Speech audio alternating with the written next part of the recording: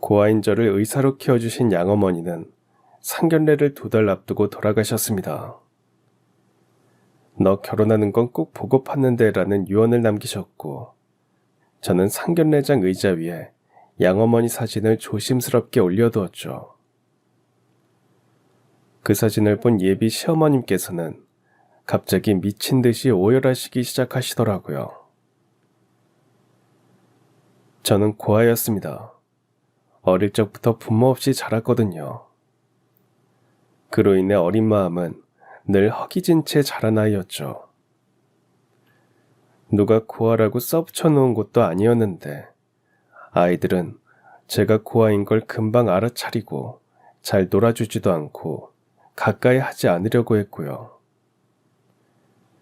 학교에서 고아원으로 돌아와도 반겨주는 이도 없었습니다. 누군가 제 이름을 다정히 불러주는 일조차 낯설기만 하더라고요. 학교에서도 선생님이 저의 이름을 크게 부르기라도 하면 긴장하기 일쑤였죠. 어느 누구라도 제 이름을 부르지 않기를 바랐던 것 같습니다. 그래서 저는 늘 조용했습니다. 말수가 적었고 그림자처럼 움직였죠.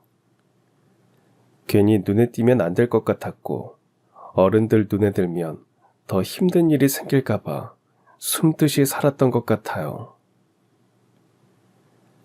그 시절은 지금처럼 복지라는 개념이 널리 퍼지지 않았고 고아는 그저 가엾은 아이 혹은 불쌍한 존재로만 여겨지던 때였으니까요. 저희 고아원도 사정이 썩 좋지 않았습니다. 방 하나에 아이들 10대 명이 이불 하나를 나눠 덮으며 잠을 잤고 밥은 국에 밥을 말아 겨우 허기를 달랠 정도였죠. 가끔 자원봉사자들이 빵이나 사탕 같은 것을 가져오면 그날은 명절처럼 들떴습니다. 하지만 그 기쁨도 오래가지 않았어요.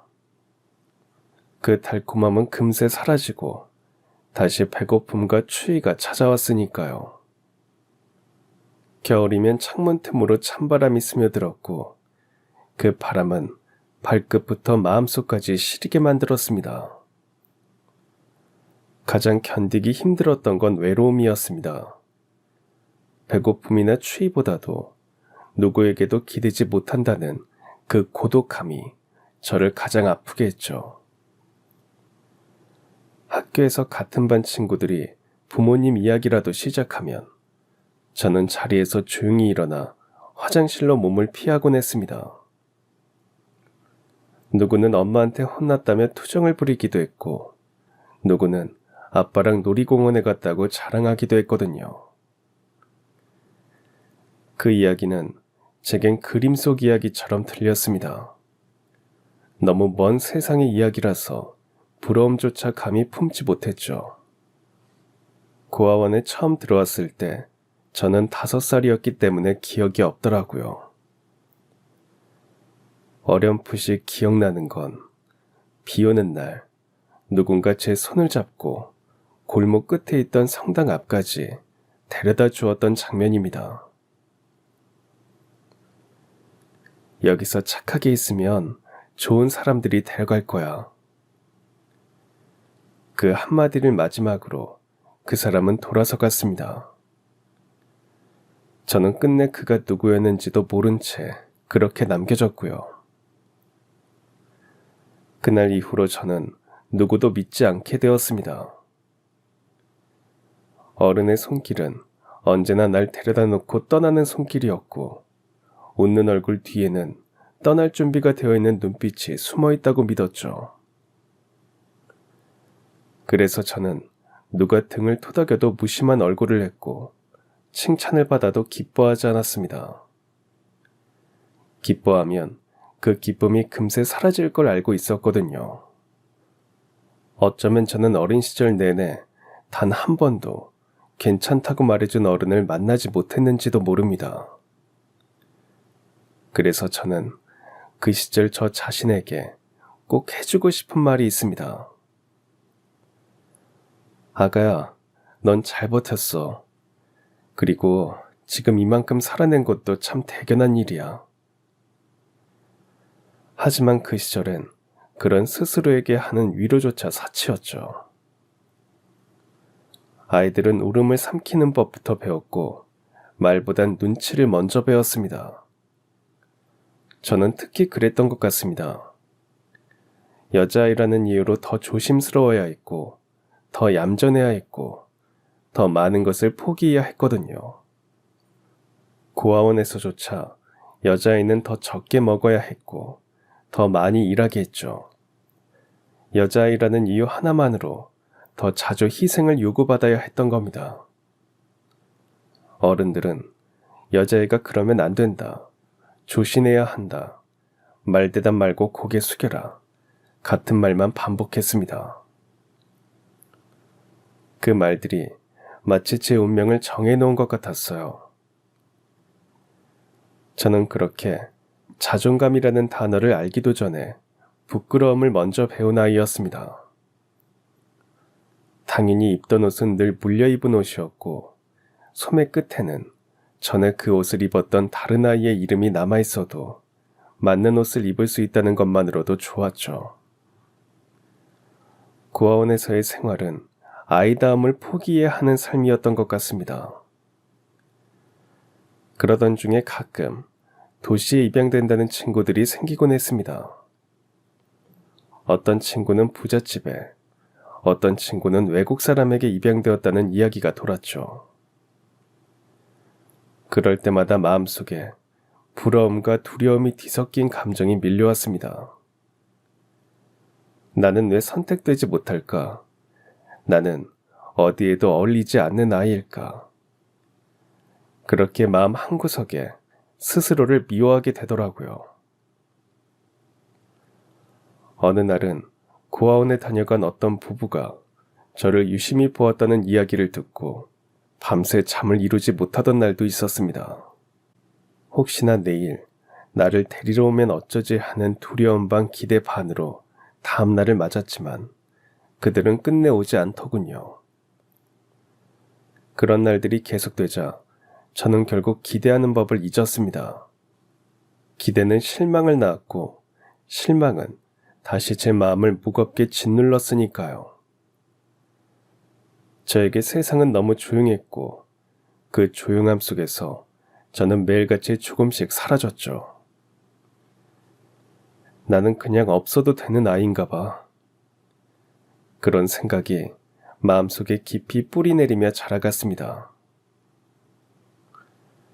지금 생각해보면 그 어린 시절에 저는 참 대단했던 것 같습니다. 부서지지 않고 무너지지 않고 그렇게 살아냈으니까요. 아무도 손 내밀지 않는 그 어둠 속에서 제 두 발로 스스로를 지탱하며 버텼잖아요. 한없이 약한 존재인 줄만 알았는데 세월이 지나고 보니 참 단단한 아이였더군요. 그래서인지 지금 제 나이 60이 되고 나니 어떤 사람들은 저에게 참 단단하고 강한 분이시네요 라고 말하는 날도 왔고요. 그럴 땐 쓸쓸하게 웃으며 이렇게 답합니다. 강한 게 아니라 살아남은 거예요. 버텨야 했던 거죠. 그게 제 전부였으니까요. 고아원에서 겪은 일들 중 가장 잊히지 않는 건 겨울날 목욕탕에 갔던 기억입니다.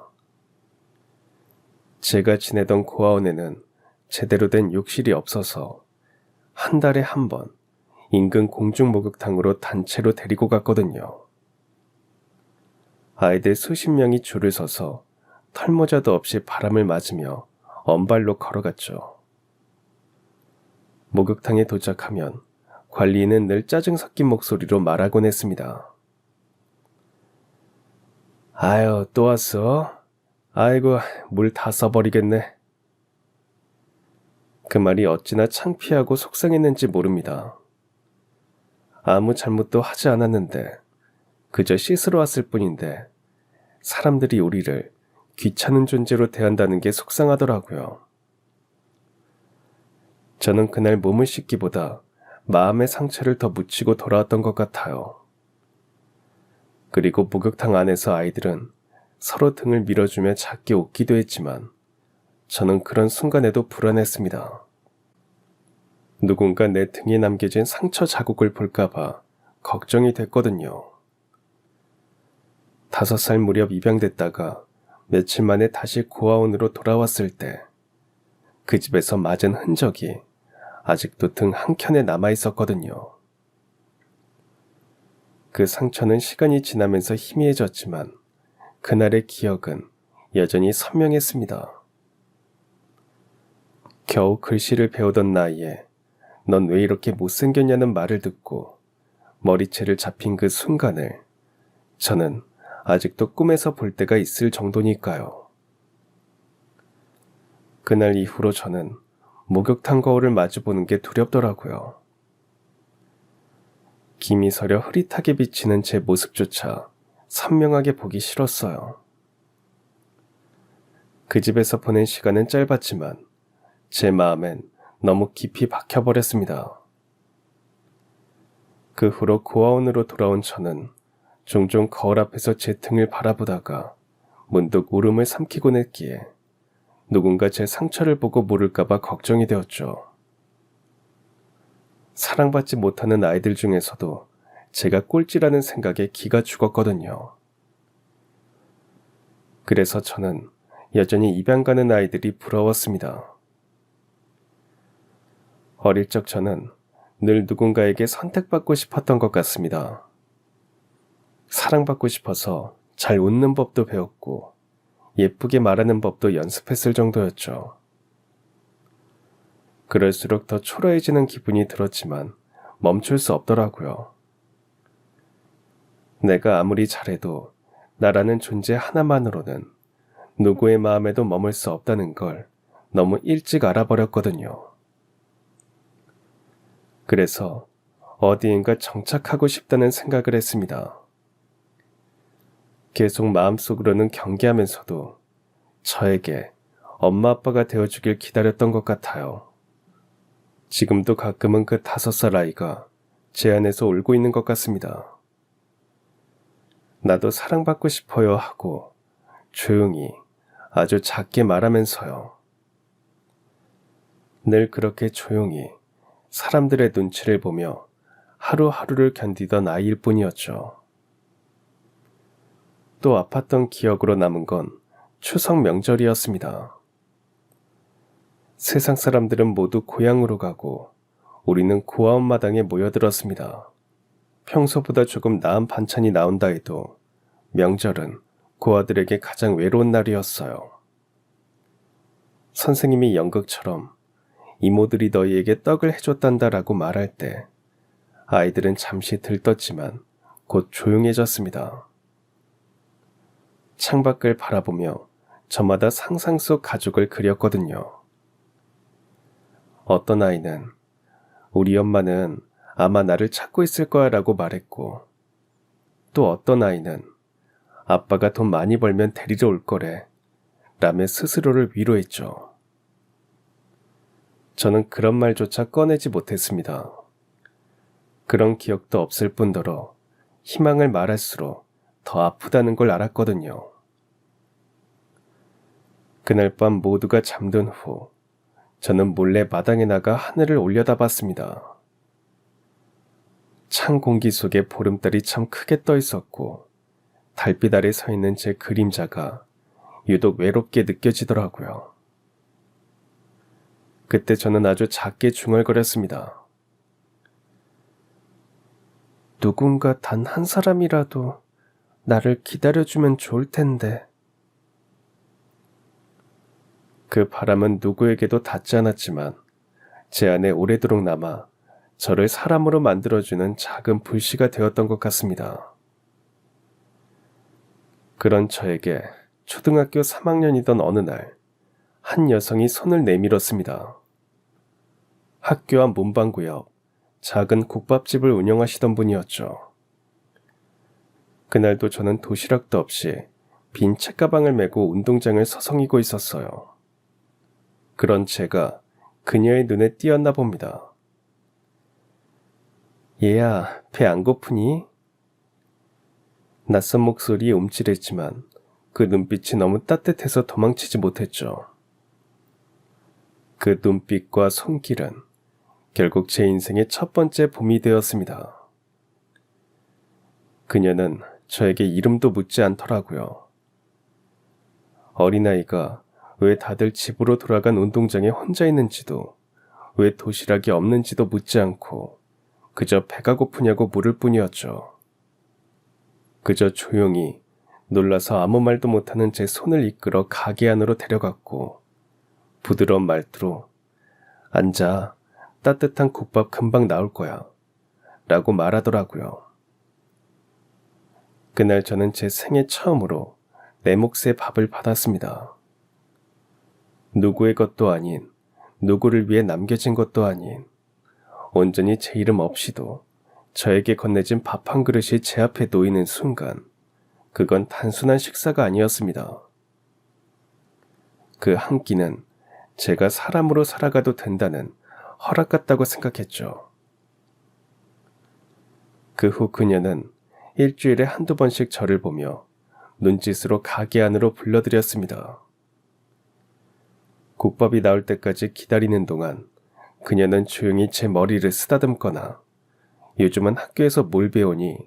하고 물으며 다정한 눈빛으로 저를 보았죠. 그 말투는 조심스러웠고 따뜻했으며 무엇보다도 제 존재를 부정하지 않더라고요. 저는 어느 날 국밥을 도와주는 그녀에게 조심스럽게 물었습니다. 왜 저한테 잘해주세요? 그녀는 저에게 숟가락을 건네다 말고 제 눈을 바라보며 말했어요. 얘야, 나도 어릴 때 누군가 덕분에 따뜻한 밥을 먹을 수 있었단다. 그 덕분에 살아낼 수 있었어. 그냥 너도 살아냈으면 해서. 그날 이후 저는 매일 운동장을 돌지 않았습니다. 책가방 안에는 여전히 도시락이 없었지만 마음속에는 따뜻한 무게가 자리했죠. 그리고 저는 다짐했습니다. 나도 누군가에게 저런 손을 내미는 어른이 되어야지. 그 다짐은 수십 년이 지나 제가 의사의 길을 걷게 만들었습니다. 저는 그 국밥집의 온기를 지금도 매일 병원에서 환자들을 만날 때마다 기억합니다. 환자가 아플 때, 가족이 없어 혼자일 때, 어린 시절 저에게 국밥을 건넨 그 눈빛으로 바라보려 애쓰면서요.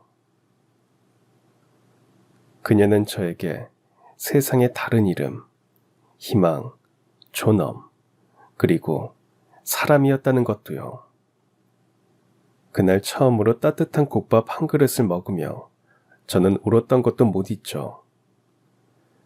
고작 10살이었던 그때는 제가 왜 울었는지도 몰랐습니다.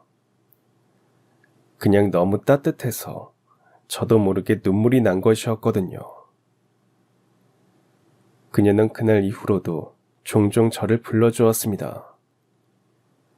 학교가 끝나면 운동장 한 구석에 조용히 서 있던 그녀가 마치 기다리고 있었던 것처럼 제게 손짓을 했습니다. 겨울이면 낡은 회색 코트를 입고 와선 찢어진 제 바지 무릎을 쓰다듬듯 바라보며 목도리를 감아주셨죠. 그 시절 한국은 여전히 배고픈 나라였습니다. 전쟁의 포성이 멎은 지는 오래였지만 삶은 여전히 살얼음 같았죠. 길바닥엔 천막을 친 가게들이 늘어섰고 전기밥솥이 있다는 말에 동네 사람들이 몰려다닐 만큼 온기가 귀하던 때였습니다. 그런 시대에 저는 부모를 모른 채 서울 변두리 고아원에서 자랐습니다.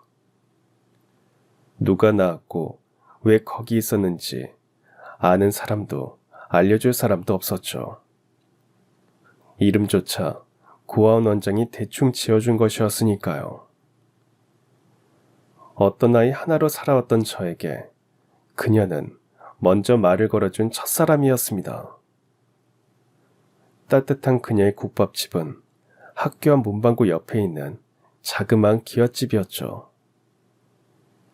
연탄 아궁이에선 김이 모락모락 올라오고 낡은 나무 간판에는 손국밥이라고 써 있었습니다. 안에는 쇠숟가락과 사기그릇, 고무줄로 묶은 신문 뭉치, 그리고 그녀의 앞치마 한 장이 전부였습니다. 그녀는 제가 말이 없다는 걸 아는 듯 굳이 말을 많이 붙이지 않았습니다. 그저 배가 고픈 아이는 묻지 않는 법이라며 데려다가 앉히고 국밥 곧 나온다는 말만 하고 국밥을 먹이기만 하면서요. 한 그릇 가득 말아낸 뜨거운 국밥 안에는 삶은 고기 몇 점과 파 송송, 김치 몇 조각이 전부였지만 저에겐 세상에서 가장 푸짐한 식사였습니다. 그리고 그녀는 저에게 세상에서 제일 따뜻한 도피처가 되었죠. 그날도 저는 발끝에 끌리듯 그 국밥집 앞에 멈춰 섰습니다. 문틈 사이로 새어나오는 국물 냄새는 참을 수 없이 따뜻했고 배는 고프다 못해 속이 쓰린 것 같았죠. 어머 얘야, 또 왔구나. 낡은 앞치마를 두른 그녀가 저를 발견하고는 문득 웃으며 말했죠. 저는 얼떨결에 고개를 끄덕이고는 문지방을 넘었습니다. 그녀는 아무 말 없이 저를 오래된 나무 의자에 앉히고 익숙하게 국밥 한 그릇을 내주었습니다. 이건 남은 거니까 걱정하지 마. 음식 버리긴 아깝잖니. 그 말은 늘 그렇듯 부끄럽지 말라는 배려라는 것을 그때도 알았습니다. 하지만 저는 고맙다는 말도 못하고 허겁지겁 밥을 퍼먹을 뿐이었죠. 그녀는 말없이 제 앞에 앉아 김이 오르는 그릇을 바라보며 가만히 지켜보았고요. 그렇게 그녀에게 국밥을 얻어먹는 날들이 쌓여 며칠이 지나고 몇 달이 지났습니다. 저는 학교를 마치면 어김없이 국밥집에 들렸고 그녀는 마치 기다렸다는 듯 제 앞에 밥을 내놓아 주었죠. 그러던 어느 날 저는 문득 무언가 떠오르듯이 울어버렸습니다. 뜨거운 국물에 혀를 대인 것도 뭔가 아팠던 것도 아닌데 눈물이 자꾸만 흘러내렸죠. 그녀는 그런 저를 보고도 놀라지 않고 제 머리를 천천히 쓰다듬어 주셨습니다. 울어도 돼. 괜찮아. 네가 울어도 난 여기 있을게. 그날 저는 처음으로 그녀가 묻지도 않았던 말을 했습니다. 저 엄마도 아빠도 없어요. 그녀는 한참 동안 말없이 제 손을 잡고 있다가 작은 목소리로 속삭이더군요. 나도 가족을 잃었단다. 그리고 천천히 이야기를 꺼내기 시작했죠. 6.25 전쟁이 끝난 직후 만난 남자와 겨우 삶을 시작했지만 트럭 사고로 남편과 딸을 한꺼번에 잃고 말았다는 이야기를 하더라고요. 그날 이후 매일 밥을 지었어. 누구라도 따뜻한 밥 한 끼 먹고 다시 살아볼 마음이 들게 하고 싶었어. 그게 나한테 남은 마지막 이유였지. 그녀의 눈시울이 붉어졌고 저는 그 손을 꽉 쥐었습니다. 그날 이후 그녀는 저에게 국밥보다 더 따뜻한 사람이 되었고 저는 그 국밥집이 세상에서 가장 안전한 집처럼 느껴졌습니다. 그리고 그녀는 그날 이후로 자주 고아원을 찾았습니다. 제 눈에는 꼭 무슨 일을 하러 온 것도 아닌 것처럼 보였죠. 그저 마당에 떨어진 낙엽을 쓸거나 병치레하는 아이 곁에 조용히 앉아 등을 쓸어주는 정도였거든요. 당시엔 그런 그녀를 보는 것만으로도 따뜻했습니다. 저는 밖에서는 그녀 곁에 있었지만 고아원에서는 멀찍이서 지켜보곤 했죠. 눈빛이 유난히 맑았던 그녀는 매번 마주칠 때마다 말없이 미소를 지어주더라고요. 말 한마디 나누지 않아도 저는 이상하게 마음이 놓였고 가끔은 그녀가 저를 기다리는 것 같기도 했습니다. 추운 날이면 털실로 짠 목도리를 몰래 제 침대맡에 두고 가기도 했고 명절이면 작은 떡 한 조각을 제 손에 쥐어주며 내 몫이라며 남겨왔어 라고 웃었죠. 결국 그녀는 고아원을 찾아가 저를 입양하겠다고 말했습니다. 하지만 그 시절 입양은 쉬운 일이 아니었습니다. 게다가 남편도 없고 가족도 없는 여인이 혈연도 없는 아이 하나를 거둔다고 하니 원장은 고개를 저으며 말했다고 하더군요. 어려운 일입니다. 관청도 그렇고 사람들 눈도 있고. 하지만 그녀는 물러서지 않았습니다. 관청 앞에 매일 아침 달에 입은 옷을 입고 가서 문이 열리길 기다렸답니다. 노란 서류뭉치를 꺼내 보이며 저를 입양하게 해달라고 한 거죠. 점심 장사를 마치고 관청에 다시 가는 날도 있었대요. 그녀는 포기하지 않겠다고 저와의 약속을 지키기 위해 최선을 다하신 겁니다. 하지만 하루 이틀의 노력으로 입양이 이루어지는 게 아니었나 봅니다. 관청 사람들도 처음에는 귀찮다는 듯 눈을 피했지만 그녀는 매일같이 같은 시간에 같은 자리에 앉아 있었다고 하더군요. 깨끗이 닦아시는 고무신, 몇 번이고 꿰매 입은 회색 저고리를 입고 손에 꼭 쥔 노란 서류뭉치를 든 그 모습은 고집이자 절박함 그 자체였겠죠. 한겨울에는 손이 터져 피가 났고 장맛비가 쏟아지는 날에도 우산 하나 없이 비를 맞으며 그녀는 입양이 되길 관청 앞에서 기다렸으니까요. 때로는 그녀에게 시장에서 장사하던 이웃들이 김 싸온 도시락을 쥐어주며 참 지독한 사람이야 하고 속삭이는 것을 저도 들었습니다. 관청에서는 그런 그녀의 신원을 수차례 조사했고 그녀가 어떻게 생계를 유지하는지, 동네 평판은 어떤지 이웃들에게까지 찾아가 물었다는 말도 들었죠. 그 무렵 여성 혼자 고아원의 아이를 키우겠다고 나서는 건 상식 밖의 일이었고 몇몇 사람들은 그녀를 미친 여자라고 부르기도 했습니다. 하지만 그녀는 꺾이지 않았습니다. 아이한테 가족이 되어주고 싶습니다. 그 말만을 반복하며 관청 직원 하나하나의 얼굴을 외우고 점심시간을 피해 찾아가 눈을 맞추며 계속 이야기했답니다. 어제보다는 오늘, 오늘보다는 내일, 더 단정하게, 더 진심으로 다가가려 애썼고요. 그렇게 몇 달이 흘렀습니다. 마침내 어느 날 담당 공무원이 그녀의 노란 서류를 다시 집어들며 말했답니다. 다시 심사해 보겠습니다. 하지만 보증인이 있어야 합니다. 희망이 생긴 그녀는 망설이지 않았습니다. 곧장 동네 어르신들을 찾아다니며 무릎 꿇고 부탁했다고 하더군요. 이 아이는 꼭 저랑 살아야 할 아이입니다. 저에게도 이 아이에게도 세상에 단 하나뿐인 가족이 되어줄 사람이 없습니다. 결국 마을 이장이 보증을 서주었고 동네 아주머니들이 하나둘 증언을 써주었대요. 그녀는 그날도 다리에 입은 저고리를 입고 떨리는 손으로 도장을 찍었다고 합니다. 그날은 그렇게 저에게 가족이 생긴 날이 되었고요. 입양 허가가 떨어진 날, 그녀는 싱글벙글 웃으며 고아원으로 저를 데리러 왔습니다. 창밖에 서 있던 그녀는 웃고 있었지만 눈은 빨갛게 부어있더라고요.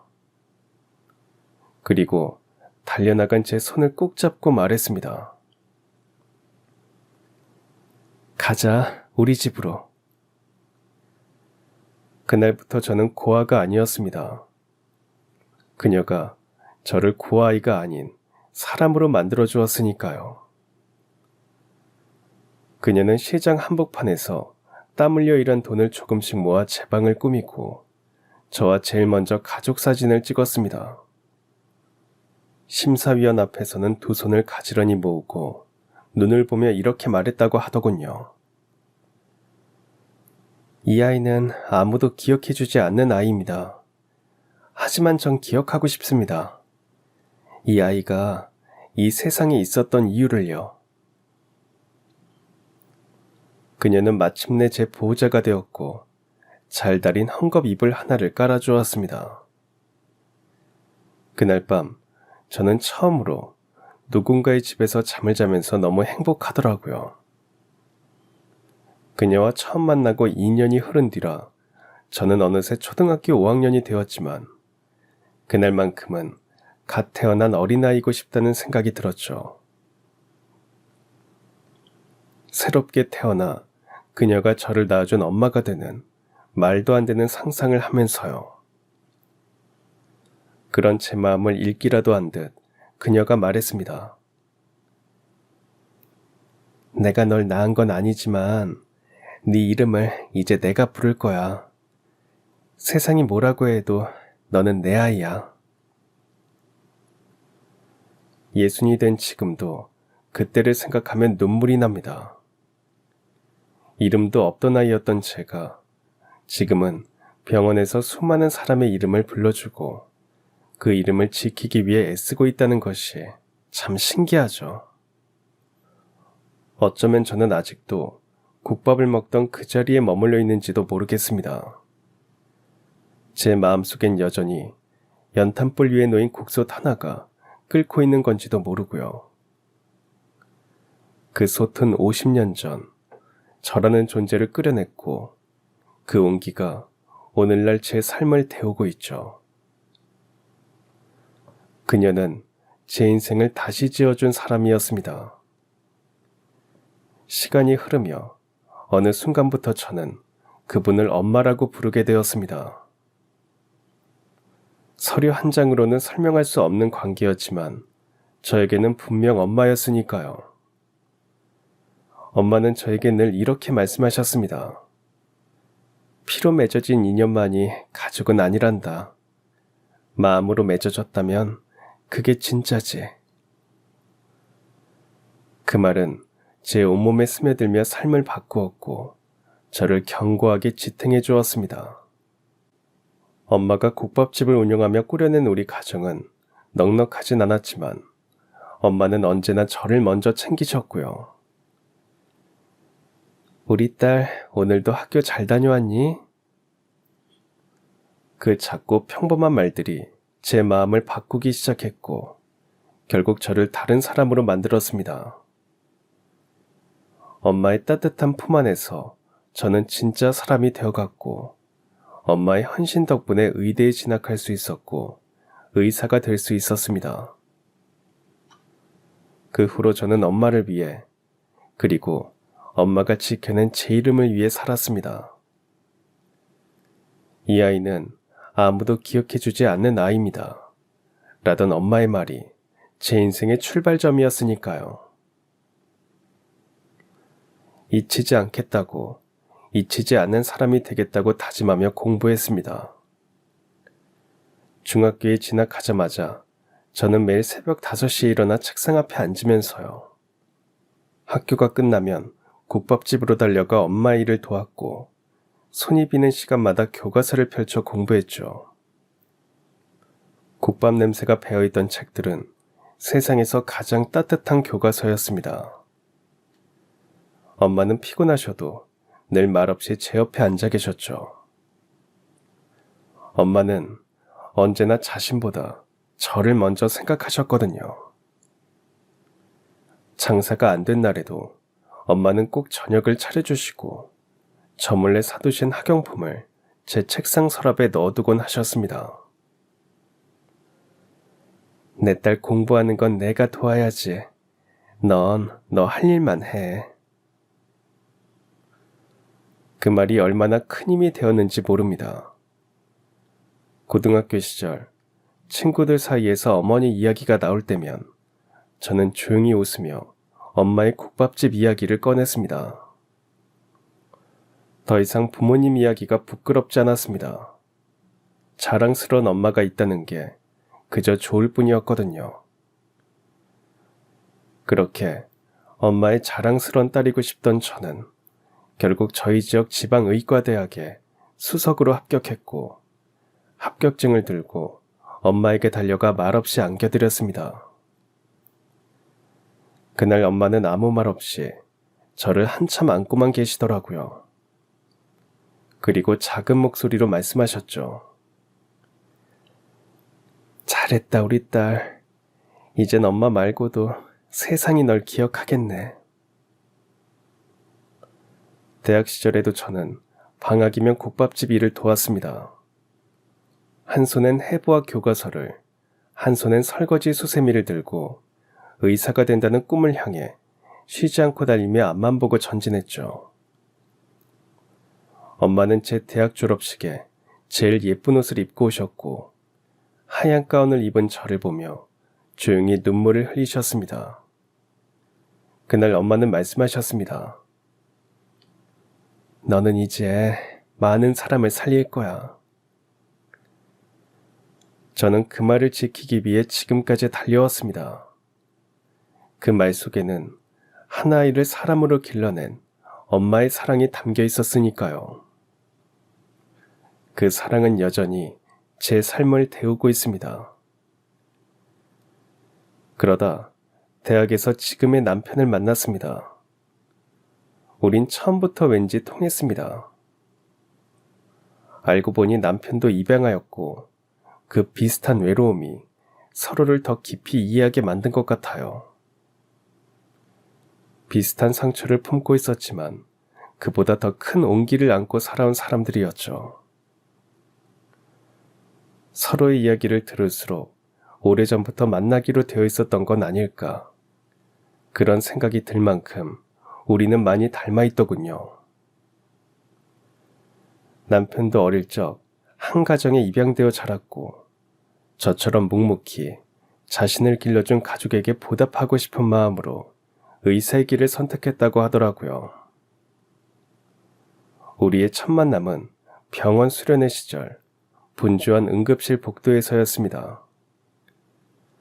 환자 하나를 두고 의견이 엇갈렸고 잠깐의 말다툼이 있었죠. 그런데 이상하게도 그날 이후 자꾸만 눈길이 갔습니다. 진심으로 환자를 대하고 누구보다 치열하게 고민하는 남편의 모습이 자꾸 마음에 남았거든요.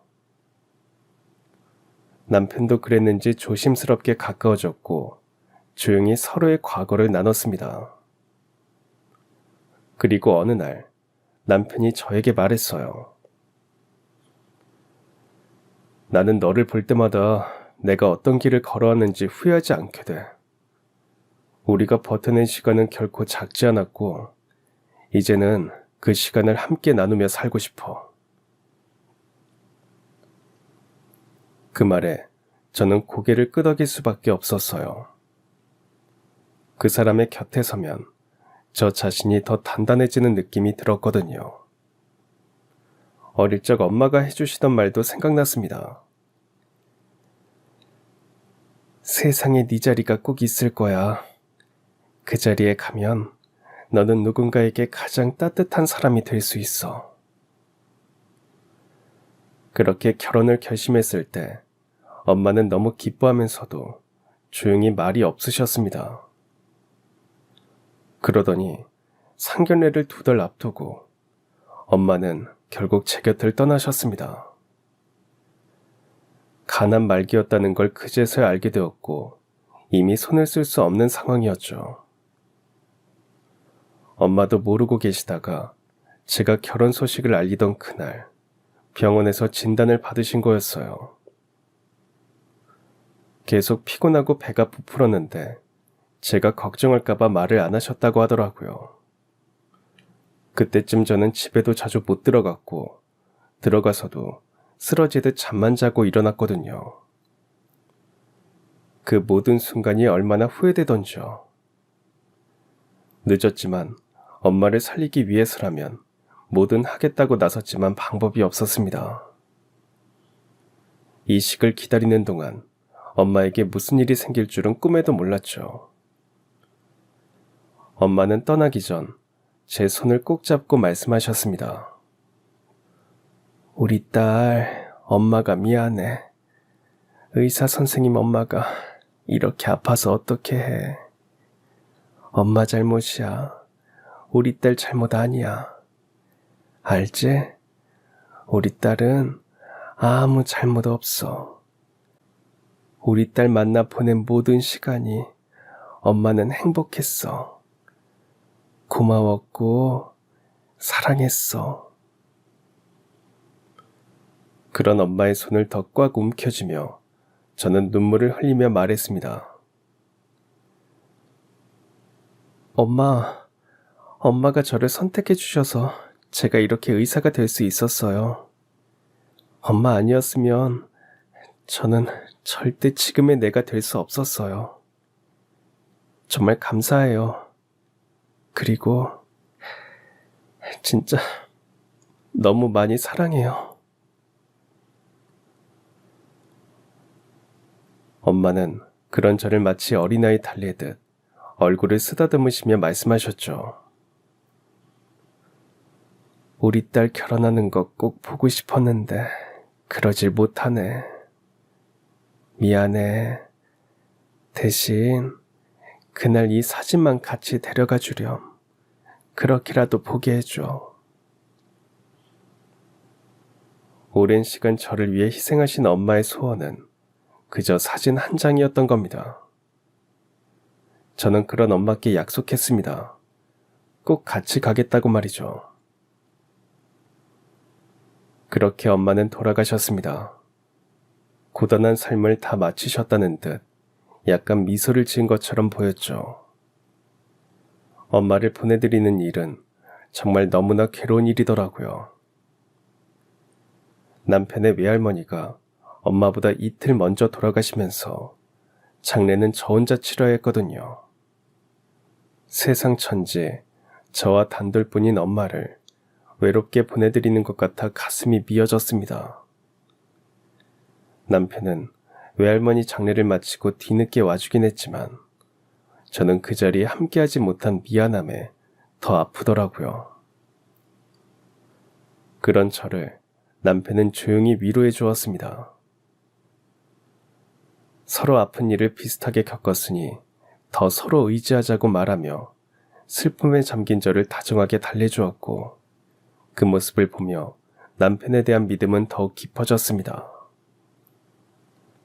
엄마를 보내드리고 나서 예정되어 있던 상견례는 3달 정도 미뤄졌습니다. 다시 정한 상견례 날, 양가 모두 장례를 치른 지 얼마 되지 않았기에 분위기는 조심스러웠지만 저는 약속대로 엄마의 사진을 제 곁 의자에 놓았습니다. 그날 엄마가 꼭 함께 있는 것처럼 느껴지더라고요.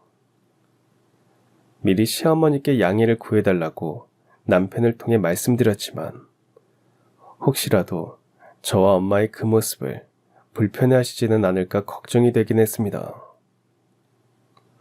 약속 시간보다 일찍 도착해 기다리면서도 조마조마했죠. 그런데 엄마의 사진을 본 예비 시어머니가 갑자기 손으로 입을 틀어막더니 온몸을 떨며 울음을 터뜨리시는 겁니다.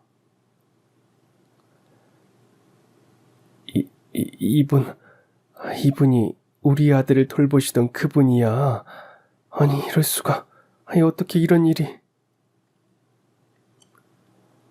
알 수 없는 말을 하시며 예비 시어머니는 한참을 눈물을 멈추지 못하셨습니다.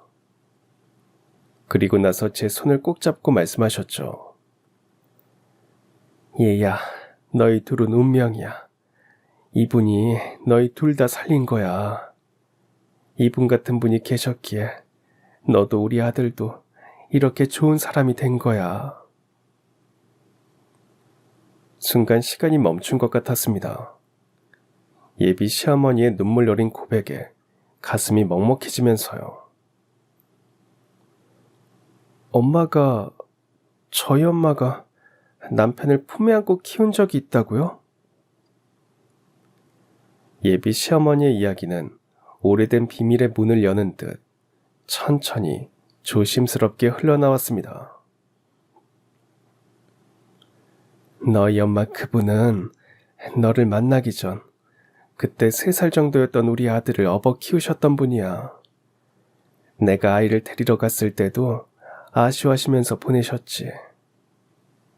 너희 엄마 옆집에 살던 여자가 우리 아들을 낳고는 도망치듯 사라졌다더라.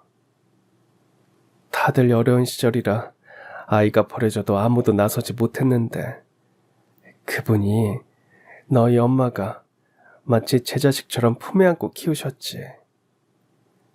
먹이고 재우고 안아주고 그 모습이 얼마나 따뜻했는지 오랜 세월이 지나도 잊을 수 없었어. 그때 난 처음 알았단다. 진짜 엄마란 피보다 마음이 먼저인 사람이라는 걸. 예비 시어머니의 말에 남편은 말없이 엄마의 사진을 보며 눈시울을 붉혔습니다. 저도 처음 듣는 엄마의 지난 세월이 남편과 제 삶 깊숙이 얽혀 있었다는 것을 그제야 깨달았고 엄마의 위대한 사랑이 다시 한번 온몸으로 전해졌습니다. 엄마가 품에 안고 돌봤던 아이가 결국 인연이 되어 제 곁으로 돌아온 것이죠. 예비 시어머니는 다시 제 손을 꼭 잡고 떨리는 목소리로 말씀하셨습니다. 그분은 생명의 다리를 놓은 분이야. 내 아들을 살린 사람이야. 그리고 지금은 내 며느리 엄마라니. 아유, 세상에 이런 인연이 또 있을까. 솔직히 아들이 입양하라는 걸 몰랐다면 더 좋은 조건의 사람과 결혼하길 바랬던 것도 사실이야. 초등학교 때 얘가 내 일기장을 보는 바람에 들켜서 그걸 계기로 밝히고 키우게 된 거지. 그래도 한 번도 내 자식 아니라고 생각한 적 없어. 너무 귀한 아이였지. 그런 아들이 같은 처지의 여자와 결혼을 한다니까 솔직히 아쉽긴 했어. 하지만 이분의 딸이라면 나는 이제 더 아쉬울 것도 없이 오히려 감사하지. 아이고, 조금만 더 사셨으면 좋았을걸. 그때 보내주신 아이가 이렇게 잘 큰 걸 꼭 보셨어야지. 저는 엄마의 사진을 보며 속으로 조용히 속삭였습니다. 엄마, 결국 당신은 끝까지 우리 곁에 있었네요. 이렇게 또 한 사람을 품에 안아 우리를 이어주었어요. 그날 상견례 자리는 눈물과 따뜻한 말들로 가득 찼고 비로소 엄마의 빈자리는 따뜻한 사랑으로 채워졌습니다. 우리 가족은 한 여인의 선한 마음에서 태어났다는 게 밝혀졌고요. 피보다 깊은 사랑으로, 운명보다 단단한 인연으로 우리는 하나가 되었죠. 그날 이후 양가 모두가 하나의 가족처럼 가까워졌습니다. 시어머니는 저를 마치 딸처럼 돌보아 주셨고요. 엄마가 남편을 시어머니께 보내며 그러셨다고 합니다. 제가 형편만 좋았으면 안 보내고 싶을 정도로 너무 예쁘고 귀한 아이예요. 비록 친엄마라는 사람은 그렇게 아이를 포기했지만 진짜 귀하게 길러주세요. 저보다 좋은 분들이라 믿고 보내는 거예요. 잠시였지만 이 아이 덕분에 정말 행복했어요. 제가 주제넘게 이런 말할 자격은 없지만 그래도 부탁드릴게요.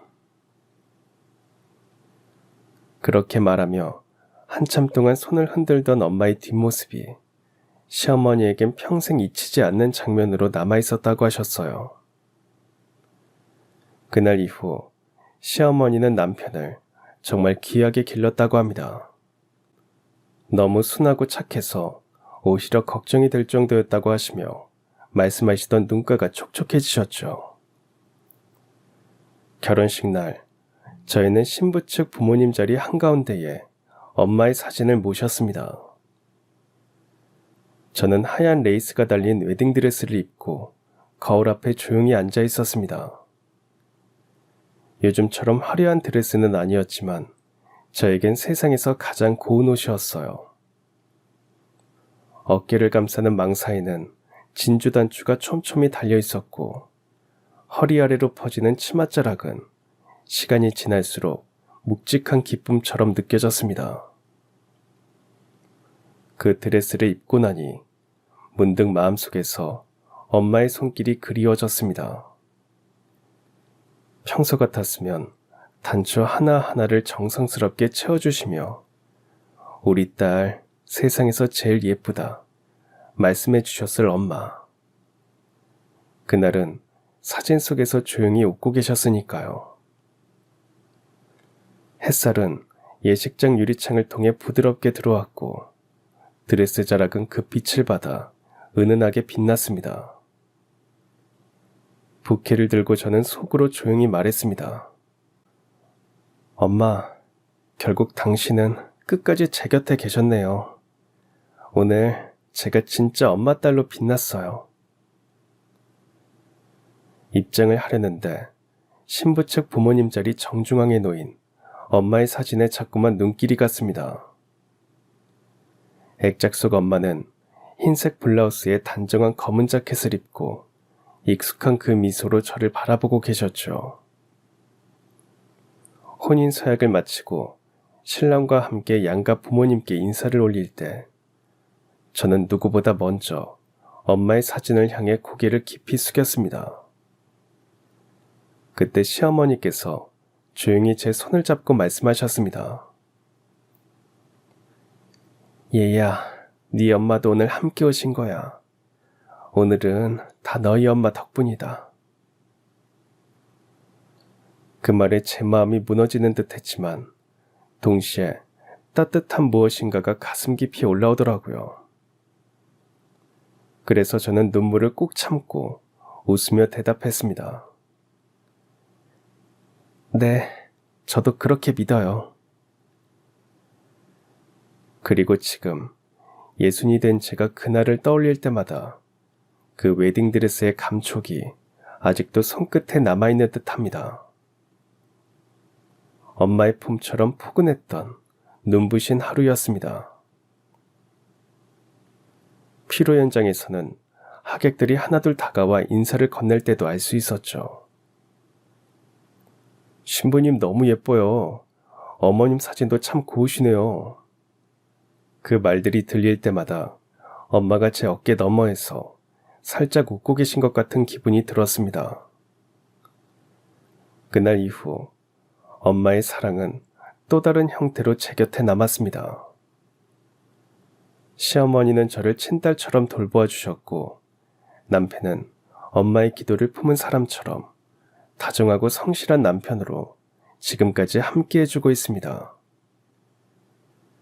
그렇게 우리는 피보다 깊은 사랑으로 운명보다 단단한 인연으로 하나가 되었죠. 어릴 적엔 아무도 나를 바라봐주지 않았지만 어느 날 한 여자가 저를 사람으로 길렀습니다. 그리고 또 다른 사랑은 그 여자의 따뜻한 기억을 통해 저와 이어졌고요.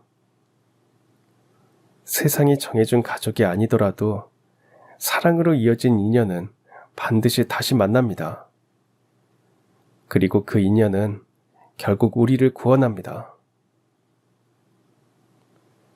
엄마의 기억은 제 마음 깊은 곳에 자리 잡은 채 지금도 따뜻하게 숨쉬고 있습니다.